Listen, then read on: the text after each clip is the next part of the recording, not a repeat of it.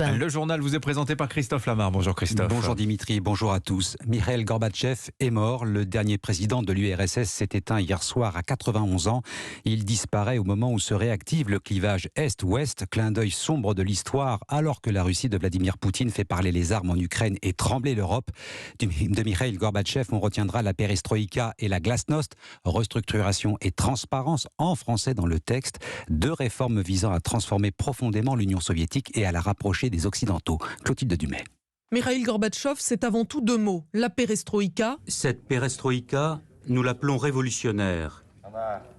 Elle amènera des transformations profondes. Elle nous permettra d'atteindre des objectifs à long terme. C'est l'assurance d'une nouvelle dimension pour notre société. Et la glasnost, la politique de la transparence qui libère la parole dans le pays. Deux jambes d'une doctrine qui ne marchera pas après une ascension fulgurante. Cet apparatchik qui incarnait le renouveau en arrivant au pouvoir à l'âge de 54 ans va vite être confronté à la désorganisation de l'économie et au mécontentement de l'opinion publique engendré par ces réformes. Il aura été prix Nobel de la paix en 1990 pour son rôle dans la fin de la guerre froide.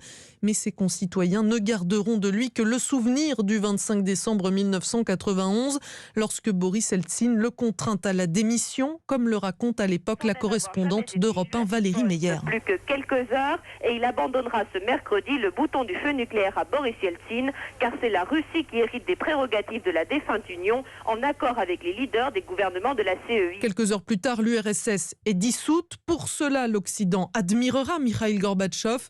Les soviétiques le détesteront. Clotilde Dumais. Les réactions à la disparition de Mikhaïl Gorbatchev sont nombreuses. Ce matin, service minimum en revanche du côté de Moscou. Les hommages sont nettement plus appuyés côté occidental. Vladimir Poutine ne s'est pas adressé directement aux Russes, mais a exprimé ses profondes condoléances via le porte-parole du Kremlin.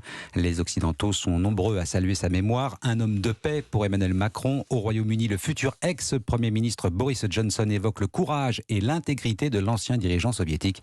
Pour Joe Biden, le président américain, Mikhaïl Gorbatchev a permis au monde d'être plus sûr. Voilà, on reviendra sur la disparition de Gorbatchev juste après votre journal, Christophe, avec notre invité ce matin, Patrick Martin-Genier. Il est professeur à Sciences Po, spécialiste des questions internationales. La Russie, justement, va fermer totalement ses livraisons de gaz à Engie à compter de demain. Gazprom l'annonce au principal fournisseur d'énergie français. Cela n'empêche pas le gouvernement de tenter de se montrer rassurant pour l'hiver. Pas de coupure de gaz pour les particuliers. Elisabeth Borne l'a dit hier soir. La Première ministre n'écarte pas cette possibilité pour les entreprises les plus gourmandes. Les coupures, elles ne concernent pas les Français, je le dis, elles ne concernent pas les ménages. On ne va pas couper le gaz chez les ménages français, mais c'est sur nos entreprises, du coup les gros consommateurs, qu'il pourrait y avoir des coupures. Et évidemment, ça aurait des conséquences économiques, sociales. Je pense que personne ne veut ça et tout ce qu'on peut faire pour réduire volontairement nos consommations, ça nous préservera d'avoir à faire des coupures l'hiver prochain de gaz. Les ménages appelés à se montrer raisonnables sur leur consommation d'électricité pour soulager le réseau. En revanche, Elisabeth Borne n'exclut pas des coupures de courant si l'hiver se montrait particulièrement froid. Ça pourrait se faire quartier, par tranche de 2 heures. Alors cette crise énergétique, il en sera question aujourd'hui en Conseil des ministres avant un Conseil de défense prévu vendredi spécifiquement sur ce sujet. Il est 7h05. Hassan Iqiyoussen est donc officiellement déclaré en fuite ce matin. L'imam marocain dont l'expulsion a été validée par le Conseil d'État hier a disparu dans la nature. Il n'était pas chez lui en tout cas hier soir lorsque les policiers sont venus l'interpeller à Lourches dans le Nord.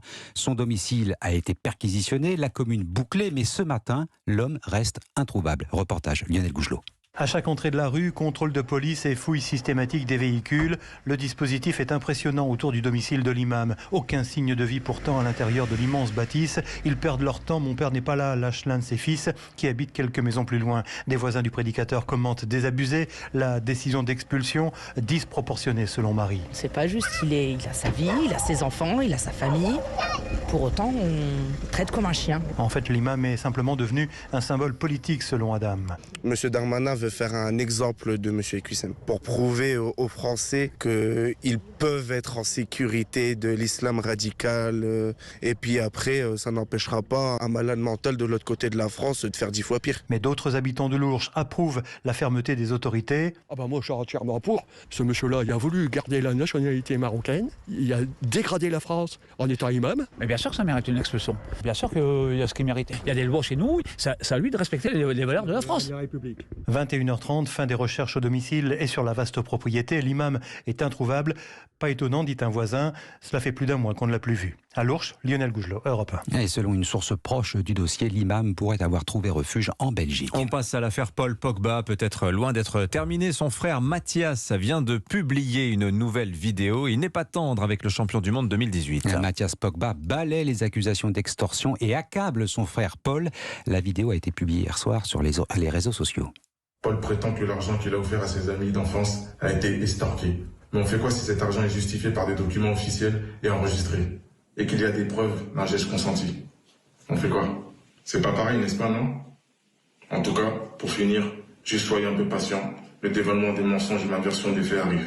Voilà, Mathias Pogba, le frère de Paul Pogba, qui maintient le suspense. Voilà, on rappelle qu'une enquête est en cours dans cette affaire. Mais quelle incidence cette affaire peut-elle avoir chez les Bleus? À 3 mois de la Coupe du Monde au Qatar, elle pourrait bien perturber leur préparation. Cyril de la Morinerie, c'est le sujet de conversation du moment. Oui, c'est aujourd'hui le principal sujet de conversation au sein des Bleus, car cette affaire touche un membre éminent de l'équipe de France. Paul Pogba, c'est 91 sélections, un titre de champion du monde. C'est l'un des patrons du vestiaire. Didier Deschamps est évidemment attentif, notamment à ces étonnants soupçons de maraboutage. Paul Pogba a-t-il fait appel à un sorcier pour jeter un sort à son partenaire Kylian Mbappé? Pogba a démenti et renseignements pris auprès de l'équipe de France, il n'y a aucune inquiétude. Sans être complices, Paul Pogba et Kylian Mbappé se respectent et s'apprécient. À Clairefontaine, les deux joueurs prennent toujours leur repas l'un à côté de l'autre. En fait, le staff des Bleus espère qu'en portant plainte, le joueur de la Juventus va être libéré d'un poids et va vite retrouver son niveau de jeu. Paul Pogba, actuellement blessé et en phase de rééducation à Turin, n'est pas certain d'être appelé lors des 2 prochains matchs des Bleus au mois de septembre. En revanche, le milieu de terrain de 29 ans fera tout pour disputer la prochaine Coupe du Monde. Cyril de la Morinerie du service des sports d'Europe 1.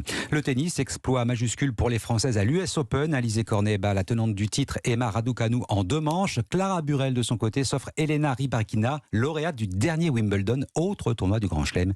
Qualification pour le second tour également de Richard Gasquet dans le tableau masculin. Élimination en revanche de Benoît Paire et Adrian Manarino. Merci Christophe. L'US Open, c'est à vivre évidemment tous les soirs sur Europe 1 dans Europe 1 Sport, 20h, 23h30 autour de Lionel Rosso et Virginie Fulpin à partir de demain. Et oui, c'est ça, elle prend l'antenne le mercredi, Virginie. Non, c'était qu'est-ce que je dis? Mais non, c'est ce soir, c'est ce soir. Voilà, quel jour sommes-nous d'ailleurs? Mercredi.